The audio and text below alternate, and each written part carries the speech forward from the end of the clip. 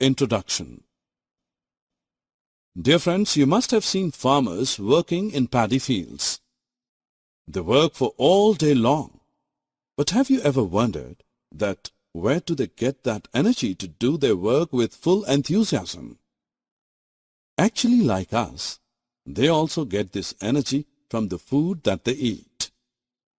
In other words, we can say that food is the main source of energy for our body to perform daily activities. We get our food from both plants and animals. Food has to be produced on a large scale to meet everyone's requirements. In this module, we will discuss about crop production and its management for the distribution of food. Objectives. At the end of this module, you will be able to categorize crops on the basis of seasons in which they grow, list the types of tools used for plowing, list the advantages of manure and fertilizers, describe the different methods of irrigation, define weeds and weedicides, describe harvesting and storage of crop, explain animal husbandry.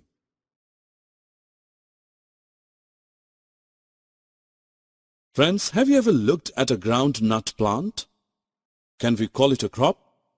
No, we cannot.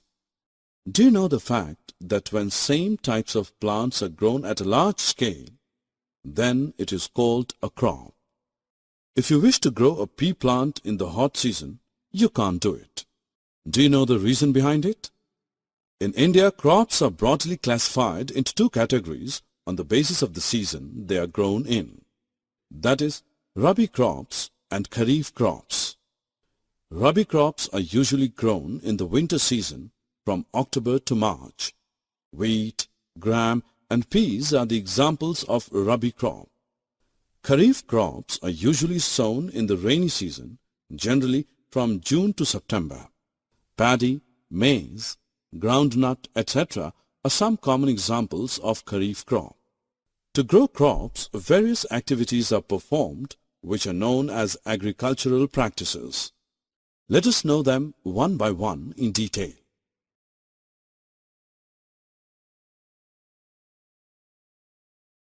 Dear friends, do you know that how farmers grow crops in a large field? What is their first requirement? Well, first of all, they prepare the soil for growing the crop. For that, they turn the soil and loosen it. The loosened soil helps in the growth of earthworms and microbes present in the soil. These organisms are also known as farmers' friends. They add humus to the soil. Turning and loosening of soil brings the nutrient-rich soil to the top. These nutrients are then used by the plants. Now look at this farmer. He is plowing the field. As we can see that it is made up of wood, let us see its structure. It contains a strong triangular iron strip called plowshare, and the main part of the plow is a long log of wood called plow shaft. Another tool used in plowing is a hoe. It is used for removing weeds and for loosening the soil. It has a long rod of wood, and this strong, broad and bent plate of iron works like a blade. Most of you must have seen tractors in the farms. Nowadays, plowing is done by tractor-driven cultivator, which saves both labor and time.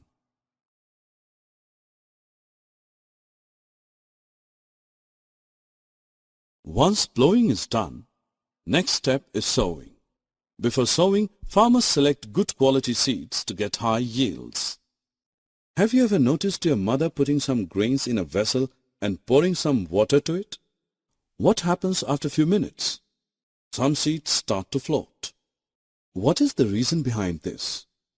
Some damaged seeds float on water because they are hollow and hence lighter.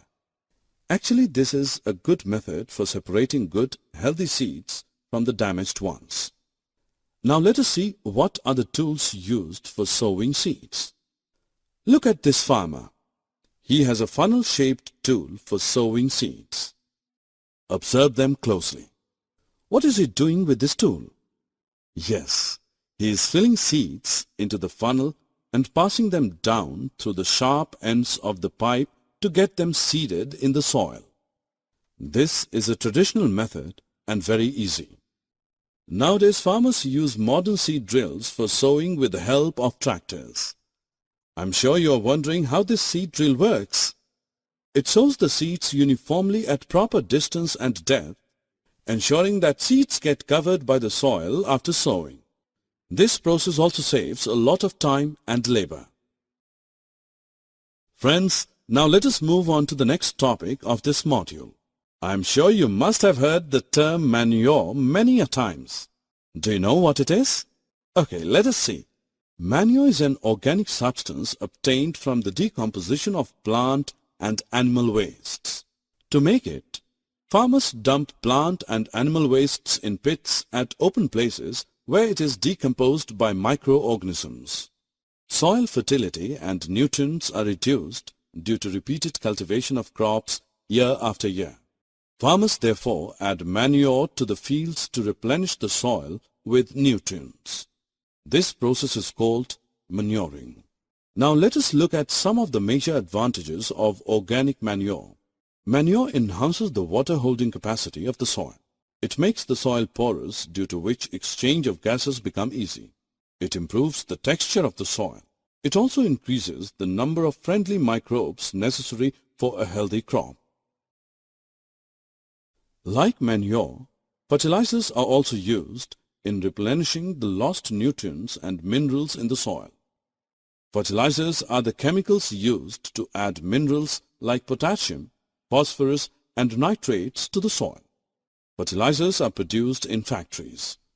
Some examples of fertilizers are urea, ammonium sulfate, potash and NPK, nitrogen, phosphorus and potassium. The use of fertilizers increases the crop yield. However, there are some disadvantages of using fertilizers. Excessive use of fertilizers makes the soil less fertile, and they also have become a source of water pollution. Difference between fertilizers and manures.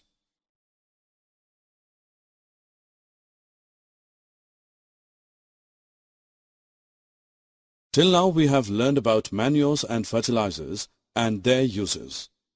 Now let us move on to know another method of replenishing the soil with nutrients. It is known as crop rotation. Do you know when the cereal crop like rice is grown in the soil, it uses up a lot of nitrogenous salts that if another cereal crop is grown in the same soil, the soil becomes nitrogen deficient. So by rotation, a leguminous crop should be grown after cereal crop. You will be surprised to know that some bacteria is present in the root nodules of these leguminous plants. These are known as rhizobium bacteria, which fix atmospheric nitrogen to form nitrogen compounds. When these nitrogen compounds go into the soil becomes more fertile. Thus, planting leguminous plant will result in nitrogen-rich soil, and when a cereal is grown in this soil, food grain production increases.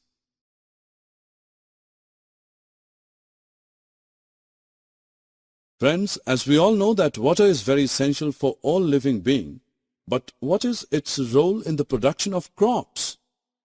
Actually, water is essential for crops because germination of seeds cannot take place under dry conditions. Water is absorbed by the plant roots, and along with it, minerals and fertilizers are also absorbed. Hence, watering the crops in the fields is called irrigation.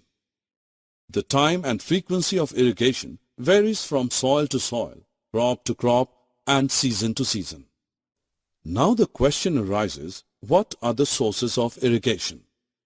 Wells, tube wells, ponds, lakes, rivers, dams, and canals are some of the main sources of water irrigation. Let us now know modern methods of irrigation. A sprinkler system.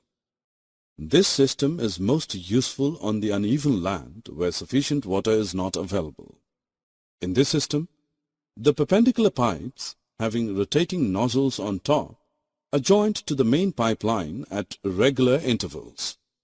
When water is allowed to flow through the main pipe under pressure with the help of a pump, it escapes from the rotating nozzles and gets sprinkled on the crop as if it is raining. Next is a drip system. In this system, the water falls drop by drop just at the position of the root. It is the best technique for watering fruit plants, gardens and trees. We can see water is not wasted at all, and hence we can say that it is a boon in regions where availability of water is very poor.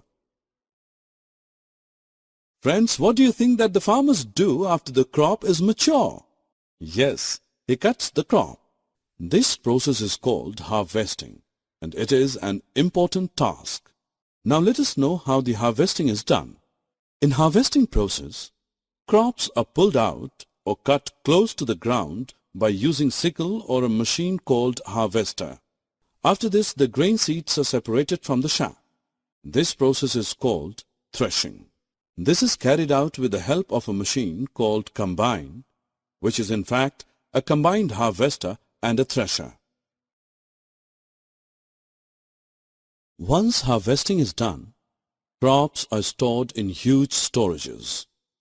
We should keep some precautions to store crops because if the harvested grains are stored without drying, then they may get spoiled or attacked by organisms and thus they will lose their germination capacity.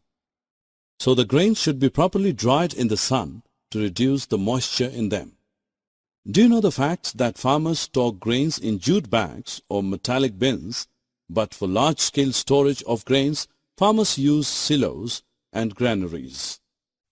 Generally, people also keep dried neem leaves in an iron drum for storing food grains because these dried neem leaves protect the grains from pests and microorganisms. Friends, do you know, like plants, animals also provide us with different kinds of food. Many people living in the coastal areas consume fish as a major part of their diet. You will be surprised to know that just like the process of crop production, animals are also reared at home or in farms. They are provided with proper food, shelter and care so that they provide us healthy food to eat. This process is called animal husbandry. In other words, we can say that animal husbandry means rearing and breeding livestock on a large scale.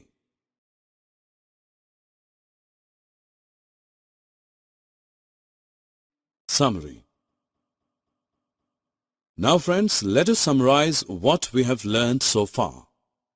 In India, crops can be broadly categorized into two types based on seasons they are grown in, Rabi and Kharif. Supply of water to crops at appropriate intervals is called irrigation. Harvesting is the cutting of the mature crop manually or by machines. Separation of the grains from the chaff is called threshing. Proper storage of grains is necessary to protect them from pests and microorganisms. Animal husbandry means rearing and breeding livestock on a large scale.